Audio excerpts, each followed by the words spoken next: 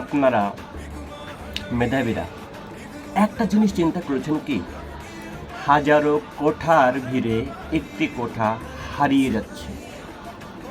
এটা কোন কোঠা? কত কোঠায় তো আছে। আরে ভাইয়ের জামাই কোঠা।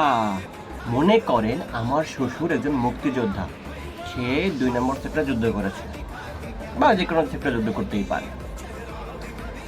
একজন মুক্তিযোদ্ধার মেয়েকে আমি বিয়ে করছি, সেই হিসেবে আমার বউ মুক্তিযোদ্ধার সন্তান, আর তার মেয়েকে আমি বিয়ে করেছি, তাহলে তো আমি মুক্তিযোদ্ধা জামাই। সেই হিসেবে এটা মুক্তিযোদ্ধা জামাই কোঠা চালু করা উচিত। কি বলেন সবাই?